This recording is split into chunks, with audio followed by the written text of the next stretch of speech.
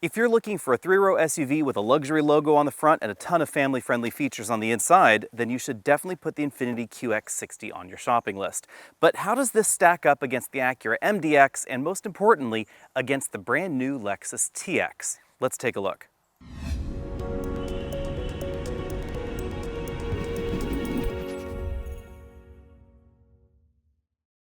Be sure and let me know what you think of the design of the QX60. I think the MDX is a little bit more attractive to my eye, but I really appreciate the fact that Infiniti has gone in a different styling direction. So many car companies are going for edgy, boxy styling, and this really has more of an organic theme to it with the more rounded shapes. Even around portions of the grille that they've tried to tighten up a little bit, they've still gone for a more organic and more flowing look, really in keeping with the rest of the Infiniti lineup. But I have to say that this Infiniti design really works for me on the QX60, actually a little bit more than it does on some of the smaller Infinitis. This is a luxury brand, of course, so we have full LED headlights and LED turn signals up front, but it is a less expensive luxury entry. So we find one projector headlight and a reflector headlight in there instead of both being projectors, and they don't feature any sort of matrix technology. Also missing, LED fog lights for some reason. I've actually been surprised that we don't see them in the QX60. In case you're wondering, Infiniti has embraced one trendy piece of tech, and that is an illuminated Infiniti logo in the middle. At this point in the video, there are probably a few of you feverishly typing away in the comments section, but it's just a gussied up Nissan Pathfinder. Well, yes it is. But that's not unique to the QX60, because the Lexus TX is of course a gussied up Grand Highlander, and the MDX is a gussied up Honda Pilot. It shares a great deal with the Pilot, but it shares a little bit less than this does with the Pathfinder or the Lexus and Toyota pairs share. That's actually an advantage to the QX60. It means that repair costs are likely going to be a little bit lower long term, but in terms of practicality it has a big benefit, because the second row and the third row are incredibly similar in terms of roominess to the Pathfinder, and that's not the case with the MDX and the Pilot. The big change for the MDX to turn from Pilot into MDX was they really slammed the roofline back here, and then they shrank it, giving it less legroom, so the third row in the MDX is fairly tight. Also with a fairly tight third row is the Volvo XC90, the second bestseller in this segment. Third row dimensions in this and the Lexus TX are actually a little bit more similar to some of the much larger entries in the three-row luxury segment, although this has a much lower sticker price. So depending on exactly how you look at it, being related to the Pathfinder could actually be an asset to the QX60, especially again if you're looking at those long-term repair costs. Repair parts, especially on the parts that are common with the Pathfinder, are going to be significantly less expensive in this than in a Volvo XC90. Out back, Infiniti opted for a clean and elegant design with these really large light pipes inside these really long taillights. The turn signals are amber and they're LEDs, which is a nice touch, and the backup lights are LEDs as well. We have the release for the hatch right here just above Infiniti spelled out between the two Infiniti logos right there. That turned out to be a practical location. It was really wet and muddy earlier this week, and I appreciated not having to grab around down there by the license plate where I couldn't see where I was going. Just one simple press opens the hatch right there. Redeeming the back end of the Infiniti a little bit, we have a factory hitch here, a factory 7-pin wiring harness connector, and up to 6,000 pounds of rated towing capacity. That's definitely above average for the luxury segment, as long as we're not talking about rear-wheel drive options, most of which will cost significantly more than this. If you're not a fan of turbos, don't worry, we don't find one in the QX60. Instead, we have Infiniti's naturally aspirated 3.5-liter V6. The first generation QX60 was notable for having a continuously variable automatic transmission, always a little odd for a big luxury three-row. That's changed for this generation. It now has a 9-speed automatic transmission made by ZF. That is essentially the same 9-speed that we have found in Honda and Acura products for a while, most notably currently the Honda Passport, for instance, but we also see it in a number of Dodge, Chrysler, and Jeep products over the years, some Jaguar Land Rover products, and a ton of European-only vehicles. This 9-speed automatic transmission is notable for two things. It has an extraordinarily broad ratio spread from the starting ratio in first gear all the way up to a really high ratio in ninth gear, and it has shift quality that not everybody is a fan of, although I've personally never minded it. As I've come to expect from Infiniti, I found the front seats to be comfortable for my body shape on long journeys. I'm 6 feet tall, and I had no problem finding an ideal driving position. If you're taller or shorter than I am, you probably have a good chance as well, because these seat tracks move really far rearward, and the seat moves pretty far down and pretty far up as well. We also have a power memory-linked steering column, which families are really going to like if you have people of differing heights that are driving the vehicle regularly. It's linked to the 2-position memory over there on the driver's door, and that's something that for some reason we don't find in even a Volvo XC90 that's more expensive than this. However, the XC90 has a much better massage. The massage here, I actually should use air quotes and call it a massage. All it's doing is inflating and deflating the 3 air bladders that make up the lumbar support. It doesn't go any higher in the seat, and it doesn't do separate left and right. It feels actually more like the ergo motion seats that we find in a Kia Telluride or some Buick models. The European entries have much more aggressive and much more pleasant massage features, I would say. Although it is nice that we don't just have it on the driver's side, the front passenger gets this massage feature as well. Now let's get to the family part. With this front seat comfortably adjusted for me again at 6 feet tall, I had no problem fitting larger rear-facing child seats like this CLEC infant seat in place with more than enough clearance here. Even if you were 6'2" or 6'3", you'd probably be able to comfortably drive with a rear-facing child seat behind. Also kind of a nice touch, even though this model that we're driving now has the captain's chairs here in the middle, getting child seats in and out is pretty easy here. Infiniti opted for very visible latch anchors. You can see that the little metal bars actually stick out just a little bit above the upholstery. That may not look quite as nice as hidden latch anchors, but it does mean that for parents, you don't have to fish around for them. You can see exactly where you're going. It doesn't cause a comfort problem for adults at all either, because they're definitely below where you might be interacting with the seat. It's really just a visual thing where some car companies will put little covers over them, or worse, they will just hide them way deep in the seat. The style and the location of these latch anchors makes it super easy to install bases like this one with the fixed latch anchors. This is a CLEC child seat base. Really, it's just a one-handed operation. You can see I latched it in there just one-handed. Of course, I would have to cinch it down, stick out the foot, etc. But the installation is really, really easy because of this design. Whether you're an adult or an adult acting like a child, there is plenty of room in the second row. As you can see, I have about 7 inches of legroom with that front seat comfortably adjusted for me. The second row seats also slide forward and backward, and they have a pretty aggressive recline to them. Also, the recline mechanism happens nice and low on the seat back. In some SUVs, it's a little bit too high to be comfortable for adults, but here it's actually pretty good. Infiniti also gives us a undockable center console, so I can just pop that out. It's pretty lightweight.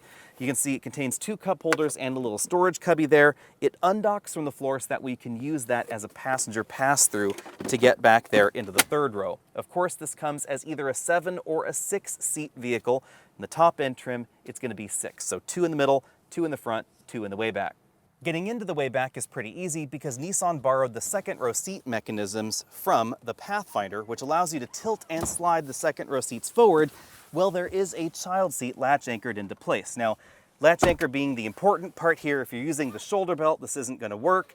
And if it's a rear-facing seat, obviously this isn't going to work because there's not going to be as much room for that seat to fold and flip there. This can be a really handy feature if you have kids in this situation. I know some people that don't understand why they should be interested in this, but here's my take. Family members and friends that have kids, especially 2 kids, and have a 3-row vehicle and you want to go somewhere, it's usually the adults that end up in the way back because you're dealing with kids in the middle here, and it's going to be easier for you to get the kids in and out if they're in the middle, so adults have to go in the back. So getting back into the back, that's kind of a problem. You either have to do-si-do around things, or you have to unlock and unlatch this center console, which is obviously going to be here so you can get it scuffed up because people don't unlatch them. They just climb over with shoes, etc. And then check out the width. This is the exact same width as there is between the armrest on either of these captain's chairs. So larger people, people with mobility issues, etc., it's going to be harder to get into the back. This is just a really convenient feature, even though it is going to be relatively limited in terms of its window. Back here in the third row, there's a reasonable amount of room. My head is definitely touching the ceiling if I want to try and recline this seat. If it's in more of an upright position, my head's still touching the ceiling, but I don't have to crane my neck to one side. There is no 8th seat available in the QX60, so this bench back here is a 2-person bench only, but there is an extra set of latch anchors. Now let's go for a spin around the interior. In this module, we have cameras for the active safety systems as well as the rain sensor for the wipers. We have a sunglass holder right there, controls for the large panoramic moonroof, and sliding sun visors. The front pane opens. It's the smaller of the two panes on the moonroof, and it's not quite as large as some. You can see it goes to just about the second row passengers' lap area rather than their heads. We have sun visors in those rear doors in this particular trim, also height adjustable shoulder belts and height adjustable head restraints. Infiniti opted to give these seats a very strong shoulder design, so you can see that this section of the shoulder really does stick out quite far, and then we have the bolsters here on the side. They're more moderate bolsters, I would say, so larger folks shouldn't have any trouble with these seats, and the seat bottom cushion doesn't have too much bolstering either, so those bolsters over there on the side are pretty minor. Moving over to the doors, we have lots of stitched imitation leather going on here, so stitched goods on the top of the door, stitched in the middle of the door, and then real wood trim right there, which is oddly enough something that we don't find in the Lexus TX. And actually, I have to say that generally speaking, I find the design of this interior more luxurious, more harmonious, and more premium, honestly, than what we find in the Lexus TX. It's not just because we find real tree in here and we don't in the Lexus TX. There's more to it than that. It's the way everything goes together, it's the parts quality, the assembly detail, etc. It definitely beats the TX. I'm really fond of this stitched upper imitation leather section right here. The upper part of the dashboard is just regular injection molded that's been after stitched. This is imitation leather stitched together individual components with that sort of quilting thing there. And the lower portion of the dash on the passenger side is all soft touch as well. This is all that same stitched material going on. It really dresses things up from a passenger perspective. We have a large bin-style glove compartment over there. I had no problem fitting an 11-inch tablet computer inside, but the dashboard is not quite symmetrical. So over here we have some soft touch materials, but we don't have that same material going all the way down there in the driver's footwell. In the middle of everything, we of course have a touchscreen infotainment system, just as you'd expect. The software behind the touchscreen is pretty similar to what we find in the Pathfinder as well. It's not the same software, for instance, that we find in the Infiniti Q50, although I actually think that's a good thing. The only downside is that CarPlay and Android Auto does not occupy the entire screen. That right side of the screen is always used for different system functions and can be adjusted. Below that, we find two large air vents. Nice touch here is that chrome bar, sort of satin chrome bar, does not move with the air vents. You can see it keeps it more of a consistent look. Down here we have touchscreen and physical controls for the climate control system. Sorry about the glare there. You can see over here we have some temperature knobs, little tiny LCD right there in the middle, power volume knob, and then touch controls for the heated and ventilated seats. There's also haptic feedback, so the entire module buzzes to let you know that you've picked the right option. There's a Qi wireless charging mat there, two USB inputs, joystick style shifter here. There's an unlock button on this side. We pull down for drive, once more for the manual mode. P is that button right up there. Engine start stop button there. This is the drive mode toggle, auto start stop disable, auto brake hold, electric parking brake, and then a touch controller so that way you can interact with the infotainment system with this little knobby and the buttons. I appreciate that they still give us multiple different ways of interacting with the software. This is not limited like Mazda's touchscreens where once you're moving you can only use the knob. You just can use the knob if you want to use the knob, and you don't ever have to use the knob if you don't like it. Moving out from there, we have more stitched pleather around this center console. It's all the way back there, including the center console lid, and that opens to reveal a relatively large storage compartment. Remember, there's no transmission lurking under there, and then you'll see the controls for the third climate control zone behind there. Here's a better look at the upper section of the dashboard. You can see it's an injection molded unit that's then been after stitched, so the stitching just abruptly ends there for whatever reason. We then have a color heads-up display right there, and a full color LCD instrument cluster.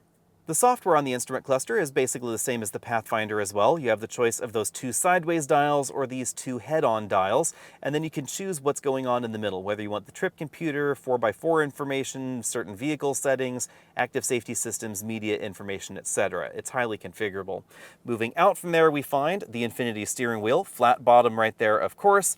Pretty decently sized sport grips for a family vehicle. It's a very comfortable steering wheel. I do like thick-rimmed wheels, however, so if you prefer something a little bit thinner, know that this is on the thicker side. Over here we have controls for the infotainment system, volume up, down, track forward, backward, and the buttons that control that multi-information cluster.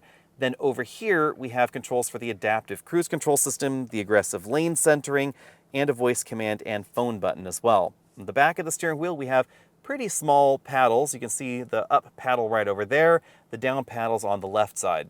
Rather than driving the QX60 at home, I decided to come to its natural environment, suburban America, to give it a whirl. In this situation, you're really not going to notice the 9-speed automatic transmission that some people have complained about. At low speeds, this has a decent amount of power, and the aggressive starting ratio in this 9-speed automatic transmission makes it feel really peppy. Whether we're talking about just stopping and starting moderately in a suburb like this, even if you want to be a little bit more aggressive on the throttle, it has a good startup feel to it. It doesn't feel weird, it doesn't feel like the old CVT, the shifts are all crisp and they're smooth. If you need a bit more power, of course, say you're trying to pull out on a road like this where you need to cut into traffic, the 9-speed automatic transmission definitely has a lot of oomph, and the all-wheel drive system has a decent amount of grip. In our 0 to 60 test, it took 7 seconds for this vehicle to go 0 to 60. That is a little bit slower than the MDX, however, and it's slower than a lot of the European options because we have a naturally aspirated V6. If you don't want a turbo, you do have to pay the piper. But again, acceleration is pretty reasonable. Slowing down here, if I floor it, it feels quite nice as far as the acceleration performance goes. But the 9-speed again has been controversial, and here's why. Because if I, for instance, shift up to, say, 7th gear manually, and just to confirm that I'm there, going 39 miles an hour here, and I floor it, you have to wait for it, and then a shift happens. That's simply due to the design of the transmission. It employs a relatively novel clutch arrangement. The upside to that is a compact, lightweight, durable transmission with an enormous ratio spread from top to bottom. The downside to that is that there are going to be 2 shifts as you go from 1st gear up to 9th and down from 9th to 1st that are going to feel a little bit unusual. At certain times, it's going to feel like the transmission is in neutral because effectively it is in neutral as it's trying to shift that clutch around. But again, you're probably not really going to notice it. Instead, you're more likely to notice that this transmission has a ton of ratios available. So if you get to a more open section of road and you floor it, you're going to get nice linear acceleration and relatively rapid shifts on the way up. On the way down, that's where things get a little bit different. Now, as far as our 60-0 stopping distance goes, I measured 121 feet in the dry. Thankfully, I was able to finally test this on dry pavement. I wasn't able to do that at the launch or the last time I had the QX60, and the stopping distance is a little bit shorter than I had found at those other times. When the suburban streets give way to rural America and you can open up the throttle a bit further, you'll notice nice linear acceleration. Also, there's a gear for every occasion, and that's the big benefit to having so many gears in this transmission. On the downside, you will also notice occasional torque steer, because this vehicle is not very aggressive at sending power to the rear axle, and that is very different than, for instance, an Acura MDX. The MDX will send more than 50% of its power to the rear in a straight line, really eliminating torque steer. And in this, you will definitely feel torque steer and some of the higher gears if you really dig into the throttle. When it comes to handling, the tires and the all-wheel drive system do let the QX60 down a bit. So I'm going to have to give this a B-, perhaps a C+ when it comes to the handling score. I think that the handling and ride quality is very well balanced for a family and general purpose 3-row vehicle, but if you are looking for something a bit more dynamic, a bit sportier, etc., then you probably want to take a look somewhere else. The counterpoint to that is a really well-tuned suspension system. This does not have adaptive dampers. It has a regular old steel spring setup, so maintenance costs are certainly going to be lower than a lot of the German options or the XC90 in top-end trim, etc., or even the MDX in top-end trim. And I would say there's really very little compromise for the way that Infiniti has tuned this suspension. The ride quality is good. It doesn't become upset over broken pavement. If you wanted better handling, this is the kind of vehicle that could accept grippier tires without a problem. It would certainly cut a rug a little bit tighter, and it wouldn't be too much of a compromise when it comes to the ride. I'm certainly going to give this an A+ on the ride score. The downside, of course, to retiring your QX60 would be that it would probably affect the cabin noise score, and that's part of the reason that Infiniti went this direction with the tires on this model. I measured 70.5 decibels in this, basically the same score I got last time in the QX60, and that does make this one of the quieter entries in this segment. You'll find a little bit more cabin isolation in an X5 or an X7, but you'll also find a higher price tag over there. You won't find anything quieter in the Acura lineup, and the Volvo XC90, it's always struggled with cabin refinement, so you certainly get a bit more engine noise, more of that rough 4-cylinder noise into the cabin, and you also get more road noise in the XC90 as well. Going briefly back to the handling score, I should mention that this is not a wet noodle out on the road. It actually does quite well. It's just that it's competing with some really excellent 3-row crossovers, very dynamic entries, especially again from those European companies. As far as fuel economy goes, this is substantially similar to the non-hybrid competition, whether we're talking about an MDX or an XC90, X5, Q7, etc. They're all going to be right here around the 20 mile per gallon mark. Some of the more powerful options will fall below that. Some of the hybrid options will rise above that. Keep in mind that we do have a number of hybrid and plug-in hybrid entries in this segment now. We don't just have the Lexus RX, which is what we had last time. We also have the Lexus TX, and we have some plug-in hybrids to consider as well. The new competition is the main reason I'm going to drop the fuel economy score down to a C for the QX60. It's still solid for what it is, but you will find much better fuel economy, especially in the hybrid Lexus models, but also surprisingly good fuel economy in the hybrid European options, especially the XC90. The XC90 will give you about 27, 28 miles per gallon and over 30 miles of electric range, but even if you never plug in that XC90, it's going to give you significantly better performance than this and also better fuel economy. It's just going to cost you more, and it's probably going to cost you more to keep around. It also isn't going to have a third row quite as roomy as this. Now let's roll through the pricing and talk about the comparisons. Probably the most important thing to know about the pricing on the QX60 is that discounts seem to be a little bit more common on the Infiniti lot rather than the Acura or the Lexus lot. So although some of these price tags look pretty similar to the competition, keep in mind you're probably going to get a slightly better deal on the QX60. The Pure trim starts at $52,040, and it gives you a decent amount of standard equipment, including leather upholstery, heated steering wheel and heated front seats, a panoramic moonroof, and wireless Apple CarPlay and Android Auto. A lot of those are options on a lot of the competition, so keep in mind that some of the luxury entries don't start with real leather, and you don't get the panoramic moonroof in the base models. If you want features like front parking sensors, rear parking sensors are standard, but fronts are optional, the 360-degree camera, factory navigation, heated and ventilated front seats, and importantly, the LCD instrument cluster, you have to step up one rung on the ladder to the Luxe trim at $56,895. Sensory gives you premium audio and the wood trim and massaging front seats, and the Autograph trim is fully loaded. That's basically the one that we were driving. When you look at competitive pricing, you'll notice that the QX60 is right in the thick of things as far as the core competitors go. Keep in mind that you could also be cross-shopping this against some pretty darn expensive options. If you wanted to compare it against a BMW X7 or Mercedes-Benz GLS, clearly those are a lot more expensive, although some of the European three-row options certainly start within the price range of the QX60. Keep in mind the amount of feature content and functionality you're going to get for that price tag. Infiniti's value proposition is definitely the reason that this is the fourth best-selling entry in the three-row segment. We have the Acura MDX, the Volvo XC90, currently the Lexus GX, although likely that's going to be the TX soon, and then the Infiniti QX60. Clearly, we need to talk about the bestseller in this segment first. That's going to be the Acura MDX. Price-wise, pretty similar. It actually starts just a little bit less expensive, according to the MSRP, at $51,500. And if you get the regular V6 engine in that model, it'll top out at $64,700. If you want the Type S, that top-end price tag is going to go way, way up to $75,750.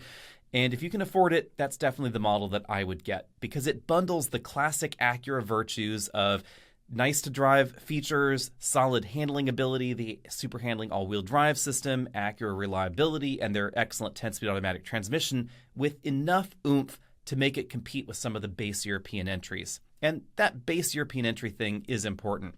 Base engine options from Volvo and Audi aren't particularly swift, but base engines from BMW and Mercedes certainly are. So you have to work your way up the MDX ladder to compete with the base engines in an X5 or an X7. And of course, keep in mind that Volvo and Audi have significantly more powerful engine options available as well. The last thing to know about the MDX is that it's getting a decent refresh apparently for 2025. And the biggest change is actually going to remove my biggest complaint, and that is the infotainment system.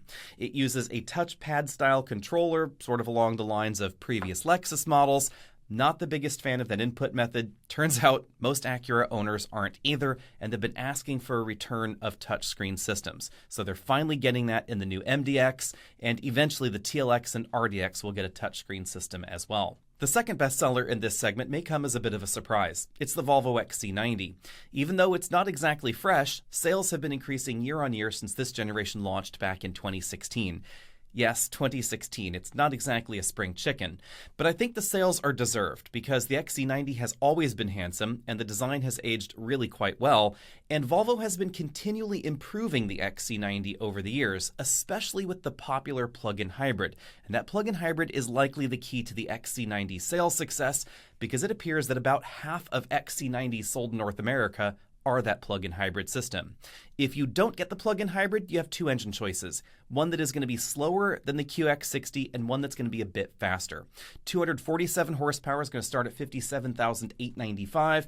If you get carried away with options on the 295 horsepower option, you'll get up to $84,795, which is definitely on the pricey side, but you'll get options that are simply not available on the QX60 or the MDX or something like the Lexus TX.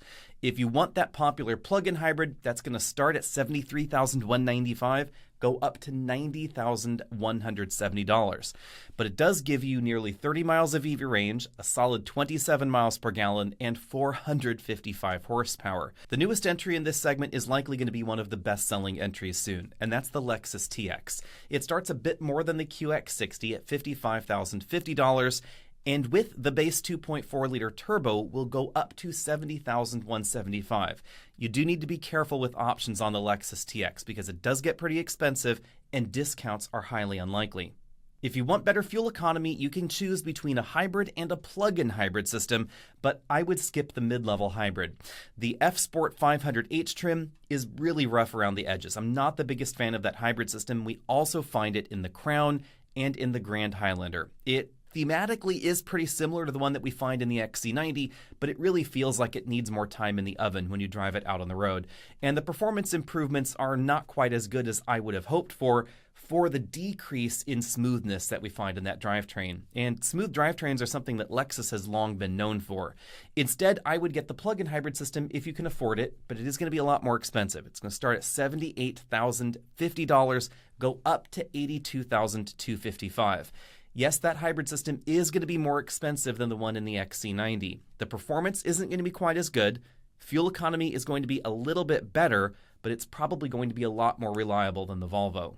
The interior of the TX and the new GX as well honestly have surprised me, and not necessarily in a good way. They feel a little on the cold side, very monochromatic, and perhaps austere. There are very few premium touch points on the dashboard, a lot of just regular injection molded materials, and we don't find any real wood trim available in the TX, which really strikes me as an odd choice for something that goes up to $82,300 essentially, especially for a brand that has long been known for fantastic wood trim. That's really been something that Lexus has long advertised and promoted, and now we don't find it in the TX, and I really think that's a bit of a bummer.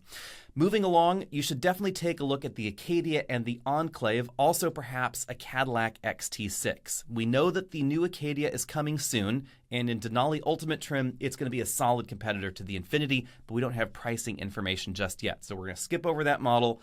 Also, we don't have details on the Enclave or the XT6 yet, but we suspect that they're probably coming pretty soon. Instead, let's just dive right into a European option here again, the Audi Q7. This has long been known as sort of the German luxury minivan because among the direct competition in this lower end price point, it's pretty roomy. Obviously, we have the X7 and we have the GLS. Those are pretty big, but they're also pretty expensive. Q7, on the other hand, definitely more expensive than QX60, starting at $60,695, but the lease deals are relatively good, and that's certainly within the price range of the Infiniti. For that price, you're going to get the 261 horsepower V6 engine. That model will go up to about $70,000. If you want more power, you can get 335 horsepower, but that model is going to be a lot more expensive in the top-end trim. It's going to top out at nearly $88,000. And this is one of those situations where legroom figures need to be sort of adjusted for reality, because the Q7 on paper appears to be pretty darn roomy inside, but in reality, you will find better and more comfortable seats in the QX60, especially for adults in the third row. The cargo area, it's not too far off a lot of these options, but I do find that the cargo area is a bit better shaped in the Infiniti than we find in some of the other alternatives, except for the Lexus TX, which does have a very large cargo area. As I said at the beginning of the video, the QX60 is a solid family-friendly option, especially if you have kids in forward-facing child seats. But even if you don't, there's certainly some reasons to get the QX60 over the competition. It's going to be, generally speaking, a little bit less expensive than the Acura. It's going to feel a little bit warmer and more inviting on the interior. And I especially love the fact that the stitched dashboard component, that stitched trim strip, which feels really nice, actually happens even on the base trim. It's not going to be the quilted look that you found in this model, but it's still going to have a lot of premium touch points, and oddly more premium touch points than we find in the Lexus TX, even in that $82,000 TX model. So as far as premium interior and just warmth of the interior, I would actually say the Infiniti does a better job of that than the Lexus. Honestly, that's not something that I thought I would say until I actually got in the TX. Yes, the TX is probably going to be more reliable, a little bit cheaper to keep around perhaps, but it's going to be more expensive to buy, and the interior just feels a little bit colder. Also, I find the seats to be a little bit less adjustable, a little bit less comfortable for my body shape in the Lexus. Personally, my top pick in this segment, especially if you plan on leasing, would be the Volvo XC90. I really love the blend of safety features, the interior style, the comfort. It has probably the most comfortable seats in this segment, and the plug-in hybrid system has been pretty fantastic. 455 horsepower, 0 to 60 in 4.8 seconds, and the way that it handles the rear axle, that rear electric motor, is fantastic, and I think a little bit better done than what we find in the Lexus TX. But let me know what you think of all that down there in the comments section below.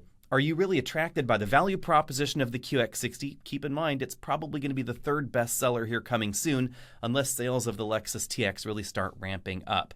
Let me know what you think about that. Find us over at facebook.com. You can also find me over at X, Post, all of those other social places. We'll see all of you next week.